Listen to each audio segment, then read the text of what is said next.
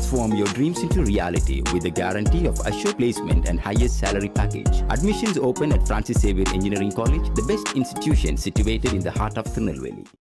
மாண்புமிகு பேரவைத் தலைவர் அவர்களே, மாண்புமிகு பள்ளிக் கல்வித்துறை அமைச்சர் இங்கே முன்மொழியப்பட்டிருக்கக்கூடிய வெளிநாட்டு நன்கொடை ஒழுங்காட்டு சட்ட திருத்தம் foreign contribution regulation amendment bill தேவையில்லை, திருத்தம் தேவையில்லை என்ற மசோதா அவை நான் மார்க்சிஸ்ட் கம்யூனிஸ்ட் கட்சியின் சார்பிலே வரவேற்கிறேன்.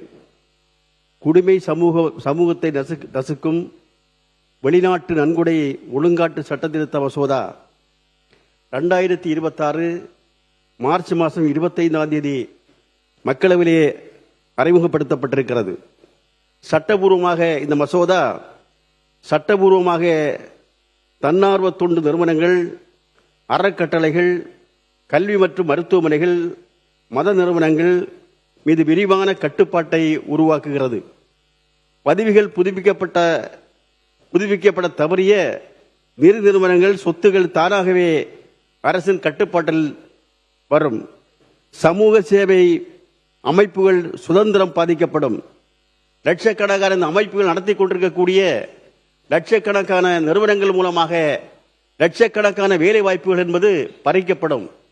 இன்றைக்கு சிறுபான்மை அமைப்பு என்ற பெயரிலே வருகின்ற நிதிகள் என்பது, வருகின்ற அந்த நிதி போன்ற அமைப்புகள் என்பது இன்றைக்கு தமிழ்நாடு, கேரளா உள்ளிட்ட லட்சக்கணக்கான மக்கள் இருக்கின்ற வேலை வாய்ப்புகளை பறிக்கின்ற நிலைமை என்பது இந்த மசோதா மூலமாக இன்றைக்கு நிச்சயமாக உருவாகும். எனவே இது என்பது இந்திய அரசியலமைப்பு அமைப்பில் உறுதி செய்யப்பட்டுள்ள கூட்டாட்சி தத்துவத்தை பாதிக்கிறது. நாம் இன்றைக்கு இதுகாரம் சுமார் 22,000 அமைப்புகள் நிறுத்தப்பட்டிருக்கிறது. பெரும்பான்மை மக்கள் இதன் மூலமாக பெரும்பான்மை பயன்பட்டுக் கொண்டிருக்கிறார்கள். இந்த மசோதா என்பது பயத்தால், முழுக்க பயத்தால் அறிமுகப்படுத்தப்பட்ட மசோதாவை தவிர இன்றைக்கு சிறுபான்மை மக்களுக்கு எதிராக, சிறுபான்மை மக்கள் என்பது இந்த நிறுவனங்கள் மூலமாக நிதியை பெறக்கூடாது என்பதற்காக உருவாக்கப்பட்ட மசோதா.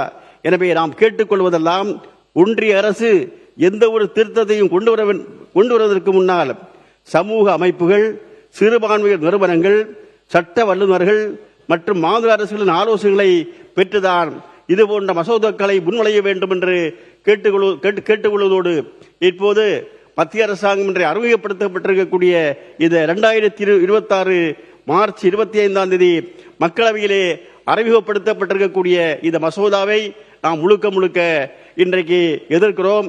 நம்முடைய பள்ளி கல்வித்துறை அமைச்சர் அறிமுகப்படுத்தக்கூடிய இந்த மசோதாவை மார்க்சிஸ்ட் கம்யூனிஸ்ட் கட்சியின் சார்பிலே நாம் இன்றைக்கு வரவேற்கிறோம். நன்றி, வணக்கம். Transform your dreams into reality with the guarantee of assured placement and highest salary package. Admissions open at Francis Xavier Engineering College, the best institution situated in the heart of Tirunelveli.